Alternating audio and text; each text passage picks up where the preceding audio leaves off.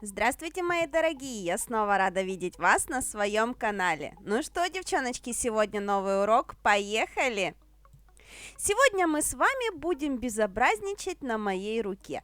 Всегда у меня на канале, как только я делаю к себе коррекцию, первые 2 недели роликов после этого все кричат: «Вау, какие красивые у вас ногти, дайте ссылочку на мастер-класс». Оставшиеся 2 недели кричат: «Какие фу, ногти ужасные у мастера, сделайте с этим что-нибудь, наденьте перчатки». Но, к сожалению, каждые 2 недели делать себе коррекцию у меня просто нет физически времени, поэтому, к сожалению, в перчатках я тоже не работаю. Ну, вот так вот получается, что приходится смотреть на мои попиленные ногти. Без этого никуда. Чем больше я работаю, тем, соответственно, хуже выглядят мои руки. Но сегодня таки получилось выкроить время, и даже не потому, что у меня много времени, а потому что ученица делала мне наращивание. Эти ноготочки, которые вы видите на моих руках, были смоделированы не мной, были смоделированы учеником у меня на базовом курсе, и я на них делаю только дизайн. Рисуем мы сегодня в стиле китайской росписи. Эта роспись называется китайской не потому, что ее китайцы рисуют, китайцы о ней даже не знают, а потому что почему-то так придумалось. На самом деле в английском варианте эта техника называется one stroke, то есть один мазок. Когда на кисточку у нас набирается несколько оттенков краски, и в один мазок у нас получается сразу светотеневые моменты для наших цветочков. Самое главное в технике китайской росписи — это, конечно же, правильный набор краски на кисточку и, конечно же, правильное движение кистью, потому что в китайке кисть двигается очень сложно. Здесь не одна плоскость движения кисточки, а 4 плоскости одновременно. Здесь вы можете просмотреть движение кисти, здесь вы можете просмотреть, как я это делаю, как я это все рисую.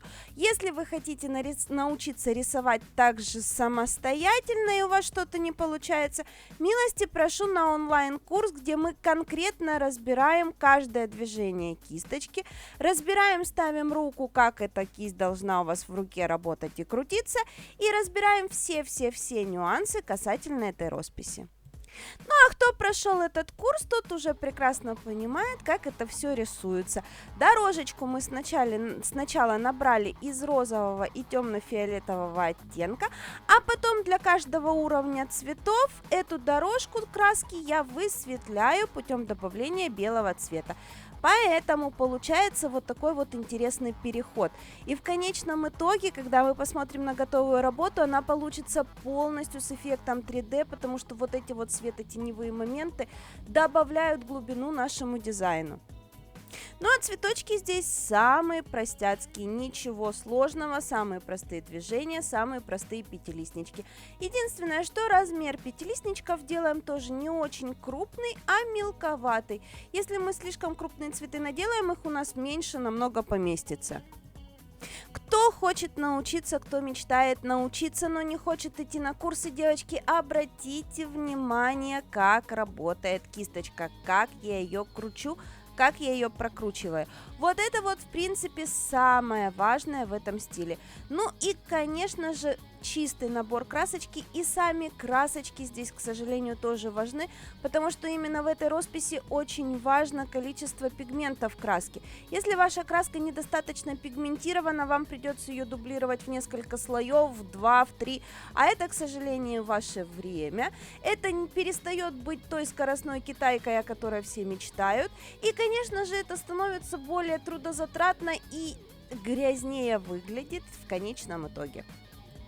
Ссылочки на все важные моменты, такие как материалы, описание курса и тому подобное, я вам оставлю, конечно же, в описании. Зайдите, посмотрите обязательно.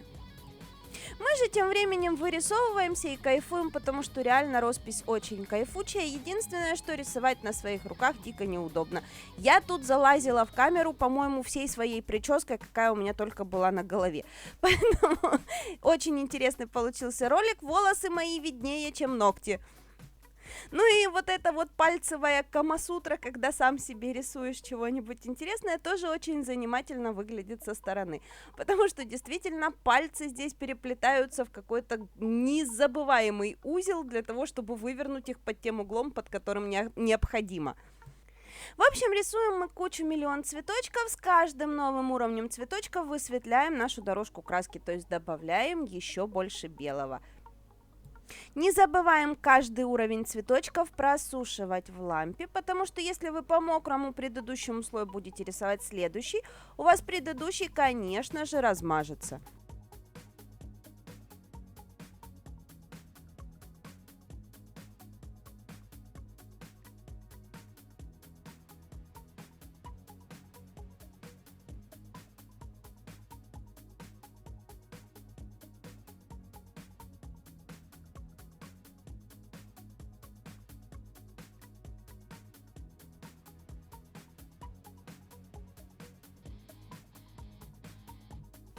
Ну и как обычно, цветочки без серединок это, конечно же, не цветочки. Добавляем нашим цветочкам серединки и добавляем немножечко беленьких листиков для того, чтобы еще больше подчеркнуть объем.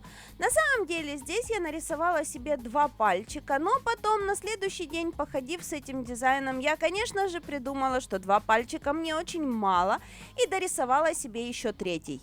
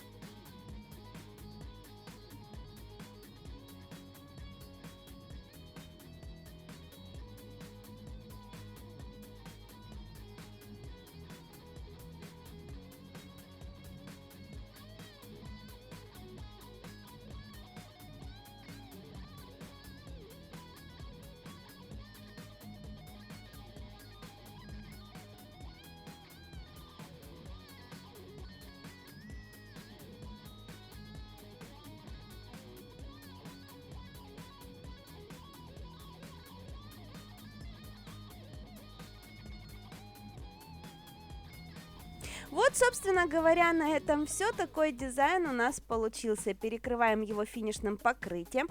Хотя эту красочку можно было и не перекрывать, но опять же, вспоминая о том, что я постоянно запиливаю себе эти ногти, постоянно опилку, они у меня царапаются, я перекрываю финишем для того, чтобы просто добавить больше толщины, чтобы защитить больше дизайн.